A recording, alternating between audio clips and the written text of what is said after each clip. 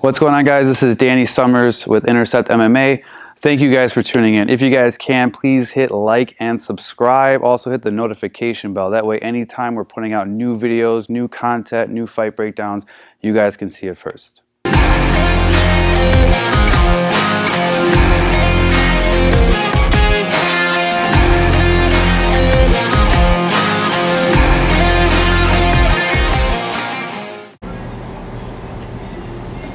Alright guys, so we're going to be getting into today is a split cross. I really like the split cross. I think it sets up a lot, but just kind of dialing in the specific technique for the split cross. You know, some people I know, they kind of show it where they take a big step to the side when they do it. I don't really like that too often because I think it kind of opens us up, puts us out of position, especially when there's no purpose behind the step. So if Anna and I are in front of each other, and this is a split cross, meaning that as I'm throwing my cross, she's slipping and throwing across at the same time. So as my cross comes out, her cross touches at the same time. Now the reason why I don't like this step, when people take a step to the side, it shortens up the cross, but more importantly, if now both of us fire a left hook, I'm in a lot better position than she is. Okay, if you go back and watch Dan Hardy against Carlos Condit, it was one of those situations they both threw a cross and a hook at the same time. One happened to get there sooner.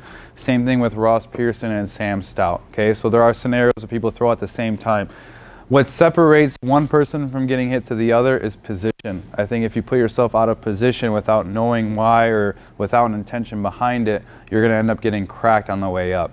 So if Anna and I are in front of each other, and again, when I'm feeding this on the pads, I like showing it on the pads, so if you guys want to practice this, you guys can.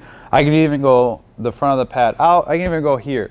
But if you got someone that throws really hard, or maybe they have smaller gloves on, you don't want to feel it, just go here, because this is going to feel like it's smashing your knuckles.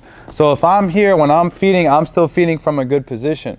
So what she's looking to do is time my rotation. And again, there's no reason for her to step. I'm coming to her. There's no reason for an extra movement. If she's already in position, she's waiting, she's in a good stance, and she sees me open up, she's just splitting at the same time. And notice the head is slightly off center line. One thing to keep in mind, if I didn't have this mitt on and it was just my hand and she was just slipping the punch, she doesn't have to go far, right? It's not like she has to travel 7 feet to the side and put herself in a position to get kicked upside her head. So when this cross is coming out, she's going just far enough. That way she's hitting me on the way in. And again, when we translate it to an actual sparring session, if Anna was to crack me in the face, boom, and start to move my head, now she can start to follow up with that left hand, whether she wants to come upper, hook, whatever the case may be. So again, if I have this pad on my chest, I'm in a good stance, I fire, bam, there's her split cross. Bam, there's her split cross.